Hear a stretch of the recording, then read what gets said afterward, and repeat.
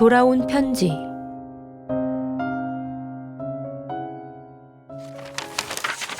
어느 날 제느는 오랜 친구 리사로부터 오랜만에 편지를 받았다.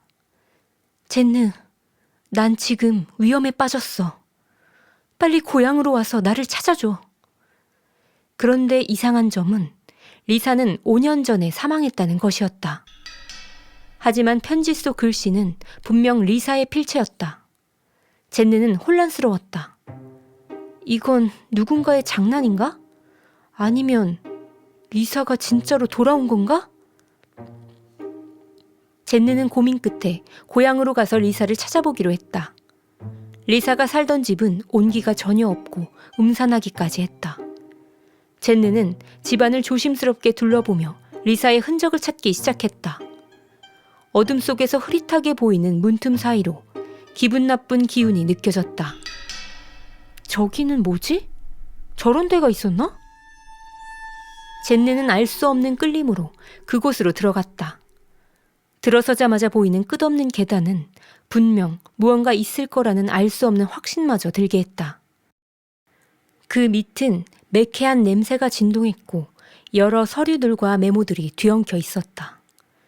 천천히 단서가 될 만한 것들을 찾아보던 중 리사의 글씨를 발견했다. 날 찾아오는 그림자. 나는 여기에 숨어 있는 것 외엔 할 수 있는 게 없다. 라는 문장이 적혀 있었다. 리사, 도대체 너에게 무슨 일이 있었던 거야?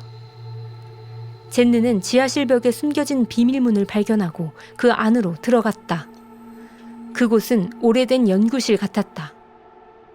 탁자 위에는 여러 실험 도구와 리사의 사진, 그리고 편지가 여러 장 놓여 있었다. 편지들을 읽어보니 리사는 사망 전 어떤 비밀 연구에 관련되어 위험에 처해 있었던 것처럼 보였다.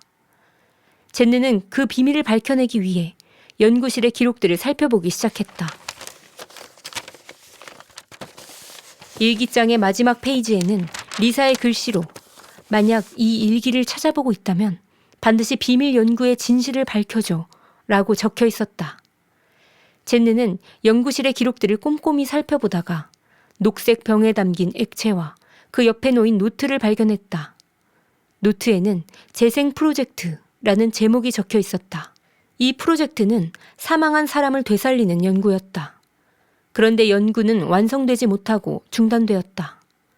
연구를 중단한 이유는 실험 도중 발생한 부작용과 사건들 때문이었다. 그중 한 페이지에는 리사의 사진이 있었다.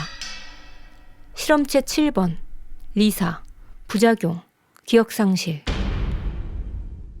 이라고 적혀 있었다. 제느는 여러 단서들을 가지고 기자로 일하는 친구와 함께 사건을 파헤쳤다. 돈이 많은 부자들은 영생, 죽은 가족의 부활 등 생명에 관한 부분까지 욕심을 내기 시작했고 그들은 연구원들을 모아 자신들의 꿈을 이루기 위한 연구를 시작했던 것이다. 윤리적인 문제가 있는 실험이다 보니 이 연구는 비밀리에 진행되었다. 연구에 필요한 인체마저도 불법적으로 모아 연구했는데 가족들에게 거액의 돈을 주고 시체를 사오거나 연고지 없는 무덤을 위주로 시체를 꺼내 사용했다. 리사 역시 이 방법으로 사용된 거였어. 제느는 죽어서도 끔찍한 일을 당한 친구 리사의 상황에 깊은 슬픔에 빠졌다. 슬픔 속에서 한참 눈물을 흘리다가 왜 하필 리사의 집에서 이런 끔찍한 연구가 시작된 것인지 궁금해졌다. 리사의 가족이 장소마저 제공해 준 걸까? 리사는 당장 가족에게 전화해 상황을 따지듯 물었다. 그런데 들려온 대답은 충격적이었다. 리사의 가족은 리사의 공개되지 않은 유서를 일부 밝혔는데 그것은 자신의 집을 누구에게도 공개해서는 안 된다는 것이었다. 왜 집을 공개하지 못하게 했던 거지? 나에게는 꼭 와서 진실을 밝혀달라고 했는데? 혹시나 하는 마음에 프로젝트 책임자의 이름을 다시 확인해보니 이 연구의 책임자는 바로 리사였다. 리사는 각별했던 자신의 할머니를 다시 만나고 싶다는 꿈을 꿔왔다. 그 꿈은 리사를 연구원에 이르게 했다. 어느 날 전폭적인 지지를 해준다는 솔깃한 제안에 리사는 넘어가고 만 것이다. 평범한 자신의 집 지하실을 연구실로 꾸리고 완벽하게 비밀 연구를 진행할 수 있었다. 모두 지원자들로 꾸려진 연구팀이었지만 내부에서도 이 실험이 비윤리적이라는 시선과 반대의 움직임이 있어 리사는 불안한 마음으로 연구를 지속했다. 혹여나 자신이 불의의 사고를 당하게 되더라도 자신의 시체를 이용해 실험을 완성시키라고 지시했다. 어느 날 반대 세력은 이대로는 안 된다는 마음에 핵심 책임자인 리사를 살해했고 이 실험을 지속시키던 연구원들은 리사를 다시 실험체로 사용했다. 이로 인해 리사는 일시적으로 돌아올 수 있었던 것이다.